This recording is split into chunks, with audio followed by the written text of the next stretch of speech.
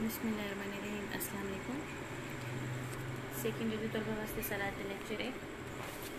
असा पहले अफसाना पढ़ी से हूँ ये असा दूजा अफसाना पढ़ते पे जरा सारा सिलेबस शामिल है। रूही रूह इन जेड़े मुसन्निफ़ा हैं वो बतूल रहमानी हैं। बतूल रहमानी का ताल्लुक बहावलपुर नाल है। इन्हां दा हिक्को अफसानी मजमूआ सांझ दे नाम नाल मंजर-ए-आम दे है। बतूल रहमानी दे जेड़े अफसाने हैं उन्हें विच रूही दी तस्वीर तहजीब और अक्कासी की गई है। असा को रूही का सारा मंजर नजर आते हैं अफसाने के अंदर। अफसाना स्टार्ट करें सा वो जेड़े वेले पहली बारी शहर आया तो 7-8 साल रहा। प्यू नाल उठ लड़ाते टुरिया तो खुशी कनो फुंडे न समाता हा, यानी फूले न समाता था। ई उम्र दे जितने भी खूबसूरती दे ख्याल थी सकते हैं इन हो सकते हैं सबको यकजा करते उन्हें शहर के तस्वर विच ढाल दिता। अते अज वो शहर पिया वेंदा हा, इनी वेंदा पिया शहर जा रहा था। ई ख्याल नाल ही उनकी जिंदगी दी गर्दन तणी वेंदी है। वरी गरूर नाल ते फखर नाल अपने इन्हां संगतियां दे पासे डिठा जेड़े बावजूद जिद दे शहर वञण दी इजाजत ना घिन सके हैं। हुण इहदे विच है कि आदे पिन कि वो 7-8 साल दा बाल आ जेड़ा पहली बारी शहर आया अपने प्यू नाल उठ वगैरह लड़ के नहीं लाद के उन्हें सामान वगैरह लड़ते शहर वेंदे हैं बेचण। वो अज खुशी को भूले न समझदा पिया जो अज पहली बारी जवान थी कि खुद वेंदा पिया शहर की तरफ। और जेड़े वो शहर दा उनके जहन च तस्वुर रही वो खूबसूरती दा है। वो अदा कि शहर बड़ा खूबसूरत हो सी और जितनी भी खूबसूरती दे सारे तस्वुरात हैं उन्हें वो शहर च डाल देते कि शहर इतना ज़्यादा हसीन और खूबसूरत हो सी। अज वो बड़ा फखर महसूस करता पिया अपने दोस्तों कि मैं शहर वेंदा पिया, मैं बड़े नसीब मुकदर अला हाँ कि मैं शहर वेंदा पिया। नैक्सट है कि जेड़े वेले वो टुरे हाथ एक दफ़ा वाल इन्हें प्यू माँ ने चेट की थी जो भला थी भी बाल को शह गिनारे में माँ ते शह गिनारे में इन्हें चीज़ ले देना बाल को यानी बच्चे को। माँ ने इनको गल लाया मथा चूमिया यानी माँ ने उसे गले लगाया माथा चूमा अल्लाह के हवाले किया तो बल वो रवाना थी गया। वो खुशी को चूर थी गया यानी खुशी से चूर चूर हो गया। पब्बे दे बाहर पब्बे ने यानी कि आगे जो है हम उंगलियों के बल चलते हैं तो उस तरह उनका दिन पब्बे दे बाहर ते टुरदा उछलदा वेंदा हा ते हमेशा जेड़ा है बाबा वेंदा हा कहीं लकड़ी ते कहीं मतीरे खरबूजे लड़ते वेंदा। यानी अज वो खुशी कनू टपदा नचदा वेंदा पिया शहर।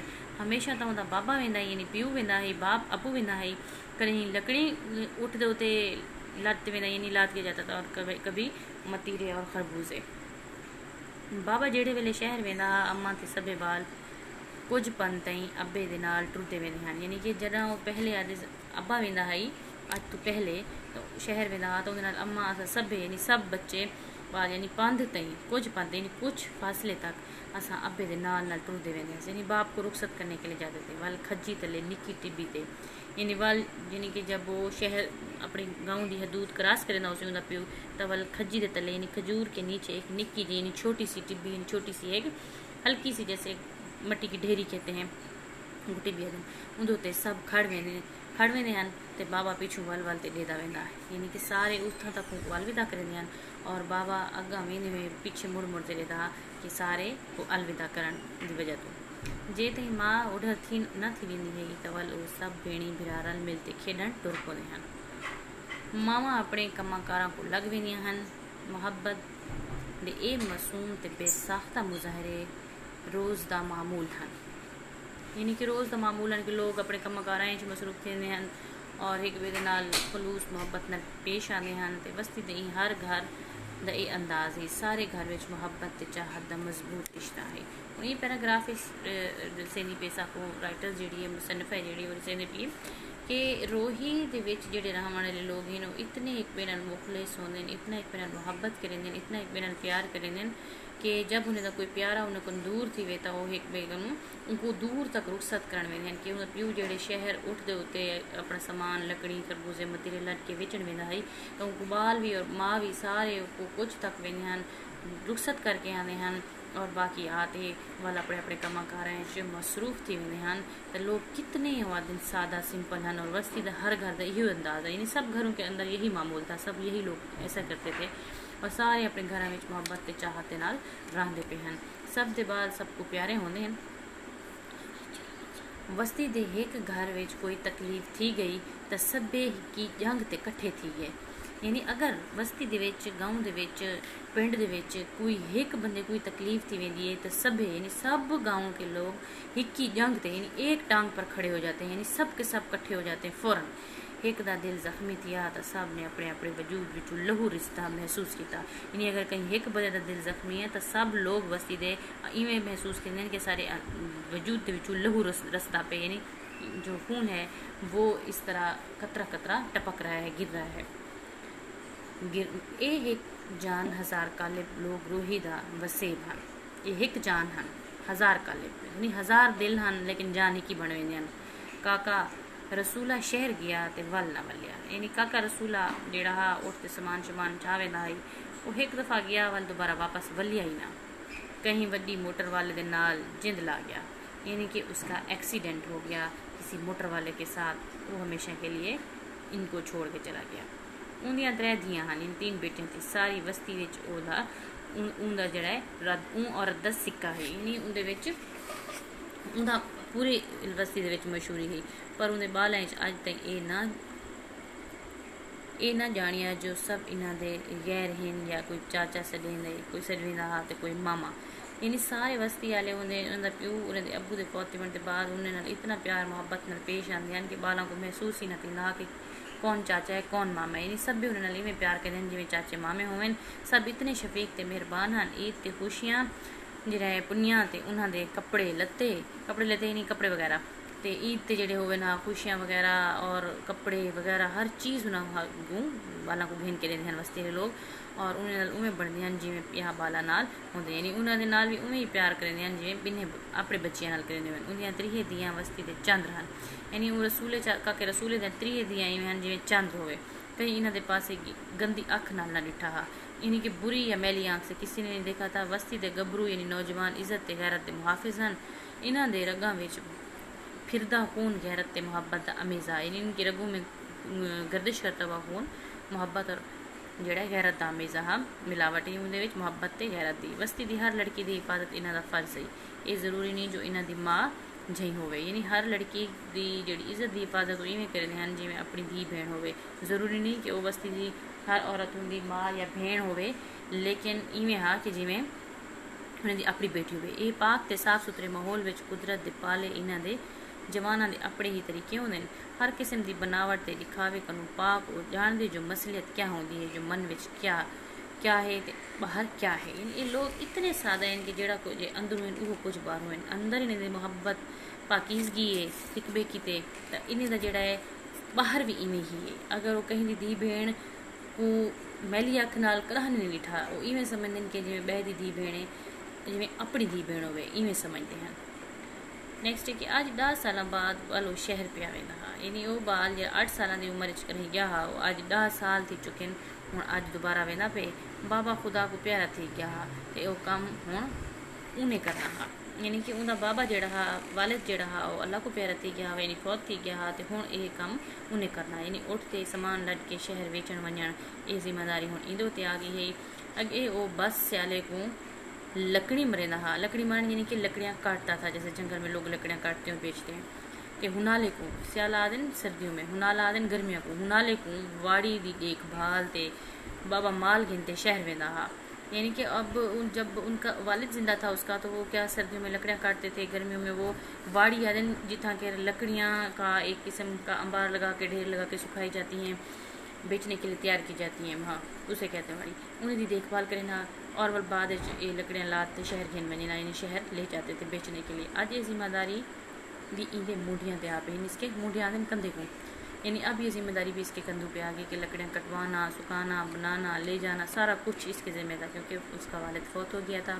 पहर रात का खड़ा रहा, यानी अभी रात का एक पहर बाकी था, यानी रात का कुछ वक्त बाकी था, सुबह होने में कुछ टाइम बाकी था। जेड़े वेले बस्ती के जवान अपने आप उठ लाते टुरिए, यानी सुबह सुबह लोग अपना माल लेकर, अभी रात का कुछ पहर होता था, सुबह होने से कुछ देर पहले जो है ये लोग अपना माल लेके रवाना हो जाते थे, क्योंकि रोही है धूप जैसे निकलेगी गर्मी पड़ जाएगी, गर्मी का ज़ोर हो जाएगा, तो लोग ठंडे ठंडे टाइम अपना माल लेके निकल पड़ते थे। और टुरी तिस्सा रोही चांदनी नाल खीर थे पी, यानी जब वो अपना माल लेकर निकले तो चांदनी रातें थीं, और चांदनी रात की वजह से रेत ऐसे नज़र आ रही थी जैसे खीर हुए, जैसे यानी वाइट कलर की। अम्मा राह विच खड़ी है, यानी अम्मा रास्ते में खड़ी थी बेचारी अलविदा करने के लिए। अम्मा दे नाल शीदा है, यानी अब उसके साथ वो एक लड़की है जिसका नाम शीदा है, यानी शीदा है। अम्मा दे बलदे होंठ उनको परे तई दिसते रहे, यानी अब इस तरह की चांदनी थी कि माँ के होंठ जो थे वो ऐसे चमक लशक रहे थे, पिंकिश कलर के थे कि उसको दूर तक नज़र आते रहे। और उन्हें खैर नाल वलन की दुआ मंगती पई गई, यानी अब उसकी माँ जो थी वो उसकी खैरियत से वापसी यानी कि दुआ मांग रही थी कि खैर से जाओ और खैर से वापस आओ। शीदा चुप हुई, अब यानी वो लड़की चुप थी जो अम्मा के साथ खड़ी थी, पर उनको क्या लगा जो ओ सरापा गुफ्तार है। उन्हें रुआ रुआ पिया आदे सावल जल्दी आवी, यानी अब बाज़ाहिर अम्मा तो दुआएं दे रही थी, लेकिन शीदा बाज़ाहिर तो चुप खड़ी थी, लेकिन उसको लग रहा था कि जैसे इसका रुआ रुआ यानी इसका एक एक अंग अंग जो है उसकी वो बोल रही है, गुफ्तगू कर रही है उससे, उसका एक अंग अंग जो है वो उसे बता रहा है कि सावल जल्दी आवी, यानी जल्दी वापस आना सावल। अब ये वो लड़का सावल है जो शहर जा रहा है। शहर ਦੀਆਂ पक्कियां सड़कां ਅਤੇ टुरदा आसे पासे मोटरे कारें ते पैदल आंदे वेंदे लोगों को डेदा सुचेंदा वेंदा है, यानी अब शहर की पक्की पक्की सड़कें थी, उस पर टुरदा यानी चल रहा था, आसे पासे मोटरें यानी उसके आसपास मोटरें थी, कारें थी, पैदल आने जाने वाले लोग थे, और उनको डेदा यानी उनको देख रहा था इन सब चीज़ों को और सोच भी रहा था, सोचता हुआ भी जा रहा था जो बंदे किवें एक बहन आलू लंघे हुए हैं कि बंदे कैसे एक दूसरे के साथ से हो के गुजर रहे हैं। हालांकि रोही में तो ये सब कुछ नहीं है इस तरह। रोही इतना असा अड़े थड़े राहगीर को भी सलाम कर छुड़े हैं। वादे कि रोही वे तक कोई भी राहगीर गुजरे कोई गुजरे सो को सलाम करे हैं, हाल पूछते हैं, लेकिन ये लोग इतना एक मेरी फकीर कहनी कहीं कहीं को सलाम ही नहीं करना, हर कोई अपनी अपनी आंदा पे वेंदा पे, और उनको कौन दसावे है जो ये शहर है इत के कोई बगैर तारुफ ते गाल नहीं करेंदा, भावें एक महफिल बैठे होवन अते ये वाल भी सड़क है। वदन आजकल तो लोग शहर में कोई महफिल भी बैठे हो ना तो तुहार को सलाम नहीं करेंगे, चाह तुम्हारे नाल गाल नहीं करेंगे। क्यों? क्योंकि लोग हर कोई शहर में कोई कहीं ना कहनी कहीं कहीं कोई मुहब्बत कहनी, हर कोई अपनी अपनी लाइफ मसरूफ होंगे, तो आदे तो वाल भी जड़ा है महफिल कहनी आम सड़क ते टुरदे हुए लोग हैं एक बेगू कितों कुछ सन और ही पीले पीले नरमो मुलायम उनको टिब्बे याद है जेड़े दूर दूर तक फैले होते हैं। उनको बाद में अपना रोही याद आई, अपना इलाका अपना गाँव याद आया कि पीले पीले यानी येलो येलो नरम मुलायम टिब्बे जड़े हैं रेत के जो टीले होते हैं, टिब्बे आदन टीले में वो उसे दूर दूर तक फैले हुए जो नज़र आते हैं, वो सब याद आ रहे थे कि शहर क्या है और मेरा गाँव किस तरह का है, मेरी रोही किस तरह की है। नेक्स्ट है कि वो इंदी नरमाहट महसूस करने वास्ते मुठियां भर भर किरेंदा, कई बारी वो नरमी ते सोहनी सोहनी खुशबू नाल बेखुद थी ते टिब्बे नाल सिर टिका देंदा हा ते मिट्टी नाल प्यार ए इंसान को कैं सिखाए।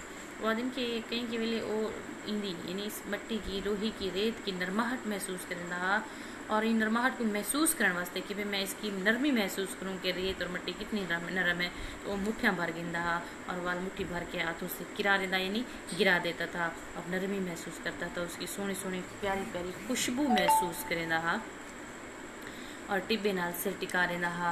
उसको मिट्टी के साथ बहुत प्यार था। ये मिट्टी भी उनको केड़ी प्यारी होंदी है और इंदी खातिर केड़ी यानी कितनी कितनी प्यारी होती है मिट्टी भी इंसान को, इंदी खातिर जिंदगी दी बाजी ला देंदे, यानी इंसान अपनी धरती नाल अपनी मिट्टी नाल इतनी मोहब्बत करेंदे कि जान दी बाजी ला देंदे। बरसात थींदी है तो रोही को खुशबू का एक अनमोल तोहफा मिलते। अब ये रोही का मंजर बयान कर रही है कि रोही दे विच अगर बारिश थी पवे तो कितनी खूबसूरत खुशबू फैल वेंदी है हर पासे। इन वेले सब नींगर बाहर निकल पाते हैं, यानी जेरे बारिश थी वे तो सब लोग बाहर निकल आते हैं पानी दे भरिए दुब्बे यानी कि जहाँ टोबे होंगे रोही पानी तो रोही है क्या ना बारिश थी है तो वाल उतना केर टोए जड़े नो भरीज वेंदे तो लोग उन्होंने नाल वाल खुद पानी इस्तेमाल करें धांदन खांदन पींदन सारा कुछ उन्हें की तो एक जड़ा है जिंदगी की अलामत है, जिंदगी है पानी उन्होंने वास्ते यो जरा बारिश का पानी है तो लोग जो बारिश थी खुशी को बाहर निकल आते घर को इन्हों की तवज्जो का मरकज़ बन वेंदे। ये पानी खजाना ॾिसदे तो खुशी को मस्त गांदे भजदे ध्रुकदे, यानी खुशी से वो भजदे ध्रुकदे यानी भागते दौड़ते हैं, गांदे यानी गाने गाते हैं और रोही दे हुस्न में इजाफे का सबब बन वेंदे यानी सबब बन जाते हैं। इन्होंने बुजुर्ग बालन की खुशियाँ देख के खुश थी गए थी गिंदन ते ऊंकू सिर चाह ते डिठा त चंद्र अपनी आखिरी मंजिल प्या पुजी रहा।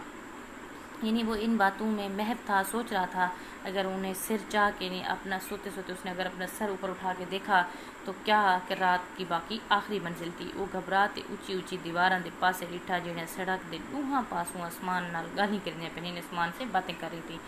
ये तो चांदनी दा राह रोकी खड़े हैं, यानी ये तो चांदनी का रास्ता भी रोकी हुई है। यानी शहर के इतना ऊंचा ऊंचा बिल्डिंग्स होंगे कि वो चांद और चांदनी का रास्ता भी रोक के खड़ी होती हैं। हालांकि गाँव रोही तो खुले खुले मैदान और चंद्र की रोशनी दूर दूर तक दिसदी है, लेकिन शहर में क्या होंगे कि उच्चे उच्चे मकानात उच्चे उच्चे दीवारां की वजह तो असां को चांद और चांद की रोशनी नज़र नहीं आती। उच्चियां दीवारां चांदनी का रास्ता रोकी खड़ियां होंदिन। कितों कितों चंद्र की कनी नज़र पौंदी, यानी कहीं से कोई चांद का किनारा नज़र आ जाता है, नज़र पौंदी है, नज़र आ जाता है। उनके दिल में खुशी की किरण फुट वेंदी है कि रोही के टिब्बियां में चांदनी किवें रंग ला देती है। यानी और रोही दे विच ये चांदनी कितनी रौनक बर्पा कर देती है। तो और शहर दे विच जिहड़ा असां चांदनी को देखण किते भी तरस वेंदे से ऊंचे ऊंचे मकानात की वजह तू।